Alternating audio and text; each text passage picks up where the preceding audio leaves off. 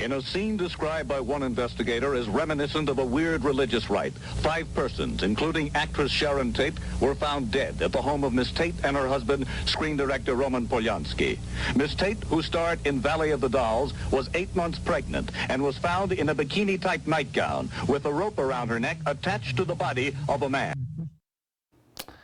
That scene exactly 50 years ago today, the Manson family killing 5 people in LA, and now even a half century later and 2 years after his death, Manson continues to fascinate the public. That includes Quentin Tarantino. His latest film, Once Upon a Time in Hollywood, has Manson and Sharon Tate stories weaving throughout the movie.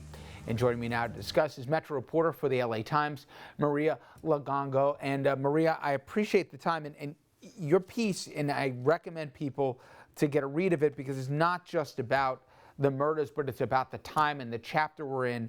But it goes about to answer the question why. And it's the same question I had.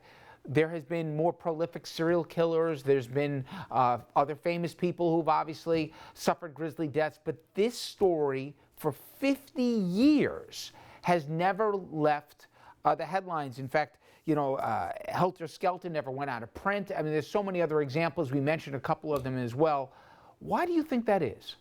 There's so many different elements. I mean, it's fascinating. There's Hollywood, there's drugs, there's celebrity, there's the whole question of Manson not killing these people himself, but Manson persuading a crowd of broken young people to kill on his behalf. And as Stephen Kay, the prosecutor, points out, that when Life magazine put his picture on the December 19th edition, he had wild-eyed, amazingly scary-looking, America had a boogeyman, and we like to be scared, and here was a monster.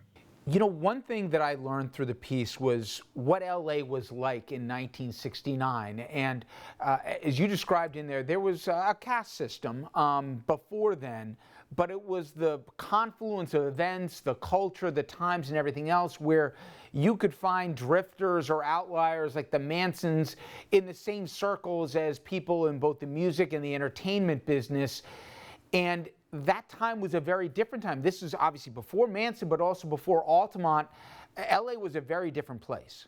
It was, and it amazes me to think that A, people could hitchhike, B, Dennis Wilson of the Beach Boys would pick up stray women on the street, you know, and drive them to his house, and they would invite other people over and stay a month or two. And people talked about, you know, amazing concerts and the after parties, and who was at the after party, you know, and who knew what they were doing.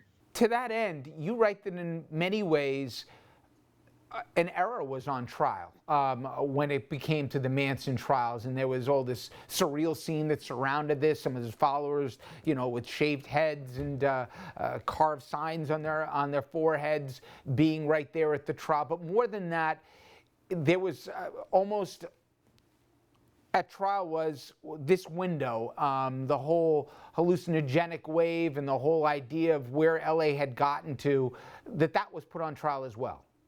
Yeah, and it's funny because Jonathan Taplin, who was, when he got out of Princeton, he became a tour manager for Bob Dylan, and he's now a director emeritus of the USC Annenberg Innovation Lab.